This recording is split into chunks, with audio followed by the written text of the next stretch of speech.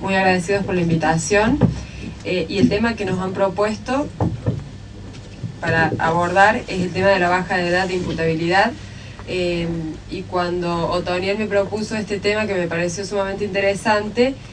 pensé en Marcela, pensé en la doctora Bustos para tratar de dar una visión integral sobre la cuestión, porque así tendremos la visión del juez penal, del defensor de menores y del juez de familia. La doctora Bustos quería venir, quería estar presente, pero por una cuestión de atender una solución de un caso de una medida cautelar urgente, no se pudo hacer presente, pero bueno, me pidió que les hiciera conocer el agradecimiento y las disculpas del caso. Nos interesa también en esta oportunidad plantear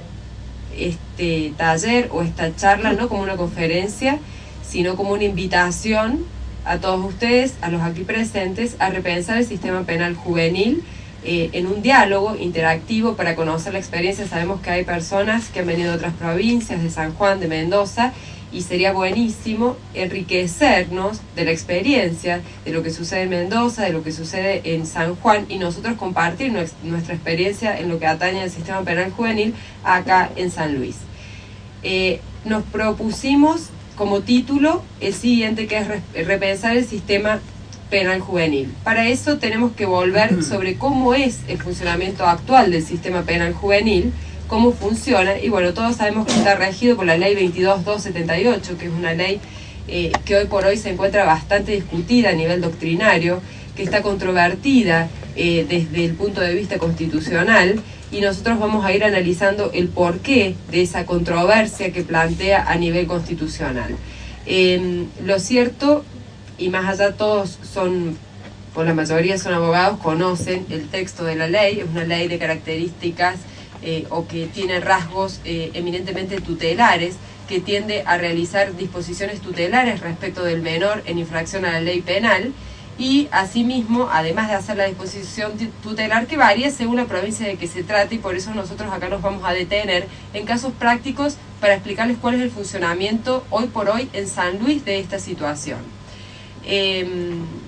Yo les voy a explicar cómo funciona el menor cuando ingresa en una causa con un adulto en un juzgado de instrucción penal, y Marcela nos va a explicar cómo es el funcionamiento del menor que ingresa solo en una causa penal al juzgado de familia y menores, y cuál es la disposición tutelar que hace el juez de familia y menores. Entonces, a partir del conocimiento del caso concreto, de cómo se aborda, cuál es el abordaje, vamos a ir repensando este sistema penal juvenil y cuáles son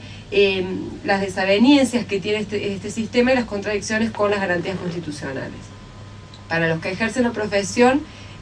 bien es sabido que una vez que el personal policial, por lo general cuando toma contacto con el delito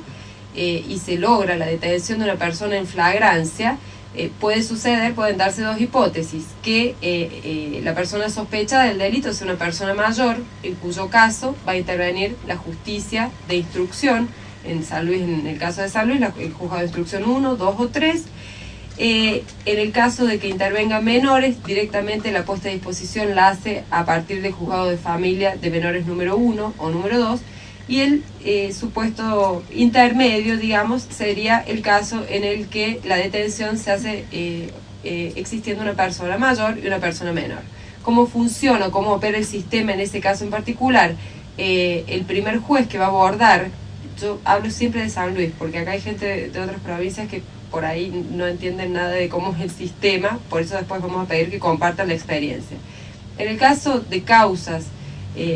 para darlo con un ejemplo concreto, una causa de una detención por un robo, donde existe imputada una persona mayor y una persona menor, el primero que toma contacto con la causa va a ser el juez de instrucción. Si el juez de instrucción estima que hay elementos de sospecha suficientes para el llamado indagatorio, va a proceder al llamado de indagatoria respecto de la persona mayor y respecto también de la persona menor.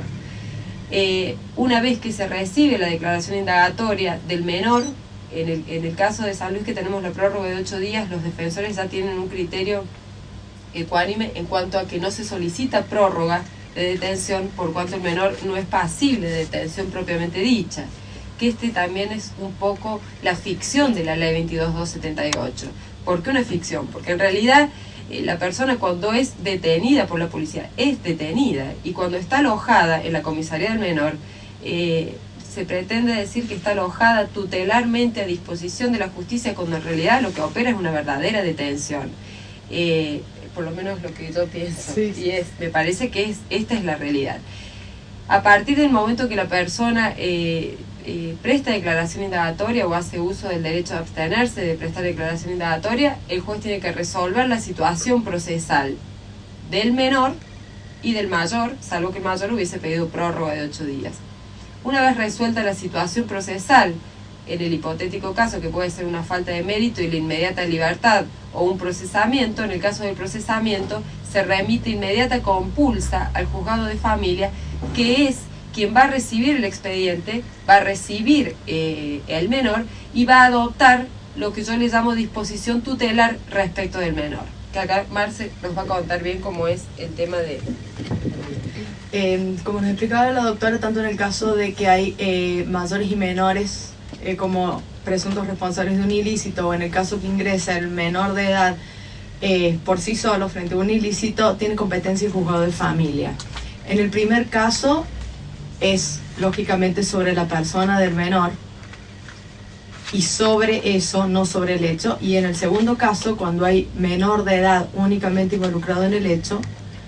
el juez tiene competencia no solo para disponer de la persona del menor de edad, sino para investigar en relación al hecho. Este sistema, que es el que rige en la provincia desde la creación de los juzgados de familia, es, como ya adelantaba Virginia, un sistema abiertamente contrario a lo que hoy pregonan los distintos instrumentos internacionales, que lo vamos a ver esto un poco más adelante. La situación actual, entonces, menor de edad detenido o privado de la libertad por la policía, queda alojado en la comisaría del menor hasta que tiene una primera audiencia, que será una audiencia de visu o una declaración indagatoria, de acuerdo cuál fuere la situación particular, a partir de la cual la jueza, después de disponer de contar con distintas pericias que se ordenan desde el juzgado, va a disponer sobre la persona del menor. Disponer sin garantías algunas, sin derecho de defensa alguno, salvo en lo que hace a lo estrictamente penal en el juzgado penal. No quiero meterme con demasiadas, si quieren después puedo explicar un poco más, pero para que no sea tan tedioso. Básicamente no hay un respeto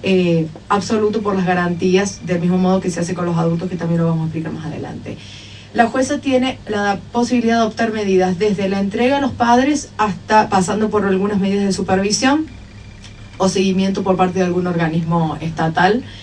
o bien la medida privativa de libertad. Hoy en día la realidad actual de la provincia hace que la única medida privativa de la libertad factible sea la comisaría del menor, un lugar absolutamente inadecuado para que estén alojados los chicos. Para contarle, hoy, entre el año pasado y lo que va de este año, y aclarando que únicamente los chicos involucrados en causas de mayor gravedad, como son los homicidios, son los que quedan alojados, 2010 hemos tenido, en mediados del 2009 hasta la fecha, hemos tenido 3 causas de homicidios en esta primera circunscripción. De esos 3 chicos hay 2 que han quedado en libertad. El primero, luego de pasar 1 año y medio alojado en la comisaría y de una intervención desde la Defensoría, con un recurso de apelación ante la Cámara por la negativa del juez de primera instancia de hacer lugar a la libertad del chico, permitir las salidas para que el chico se educara e inclusive hasta permitir que el chico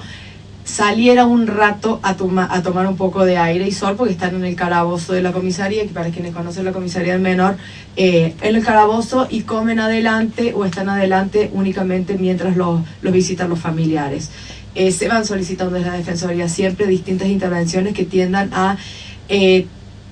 menguar un poco la situación absolutamente ridícula que la que se llega a la comisaría del menor. Lo que se nota de un simple paralelo de comparar la vida que tienen los mayores de edad que están con prisión preventiva en el servicio penitenciario, donde tienen todos absolutamente, donde se le respetan casi todas las garantías que supone una privación de la libertad, y un chico en la comisaría del menor que duerme alojado en una celda de 2x2, hacen sus necesidades en la celda, no ve el sol, no se le permite la salida del colegio y bueno, un montón de cosas más. Esta medida,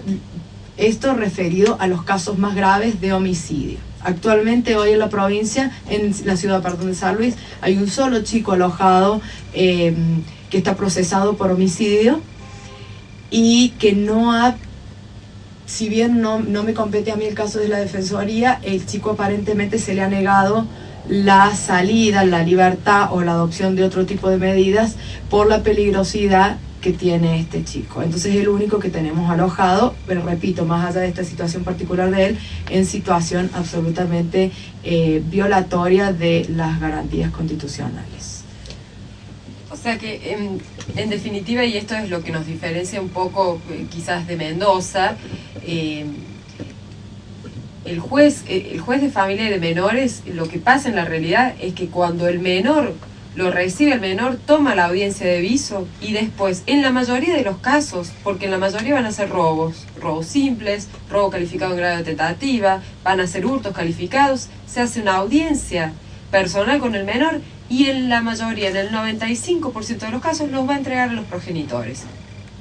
Y después va a llevar a cabo la disposición tutelar de hacer un seguimiento, pero no tanto que tenga que ver o que tenga relación con la causa probatoriamente, para recopilar pruebas, para ver si efectivamente va a llegar después a una elevación para un juicio, para una declaración de responsabilidad penal o no, no tanto en lo probatorio, sino que se hace un cuaderno de medidas tutelares y va disponiendo sobre el menor, porque más allá que no lo prive de libertad, estamos hablando de los casos de este 95% que se entrega a los progenitores o a un referente familiar o a un referente de contención familiar. Pero en ese 95% de casos, si bien no hay una sanción punitiva en el sentido de coerción o medida cautelar de índole personal, sí hay una sanción punitiva de seguimiento, esta disposición tutelar de ver, bueno, te estás educando, te mando al asistente social para que haga el contralor, para que haga el seguimiento. Hay toda una disposición que después nosotros vamos a plantear el porqué del problema constitucional de esta situación. En relación a esto del seguimiento que el juez por mera discrecionalidad hace, acá justamente en San Luis se patentiza muy bien esta discordancia con el ordenamiento nacional, porque la ley 26061 de protección integral de los derechos del niño deroga la ley de patronato del Estado. En San Luis, de alguna manera, este patronato queda vigente por la ley de creación del juzgado de familia y de alguna manera se ve la 22278 y es lo que faculta al juez a disponer del menor de edad porque se le antoja. Porque esta disposición se hace tanto cuando aparece alguien que presuntamente cometió un ilícito como en otro tipo de causas tutelares que tienen que ver con cosas más asistenciales, bueno, que no es el objeto de la charla. O sea que en ese 95% se va, si bien la persona se entrega a los progenitores,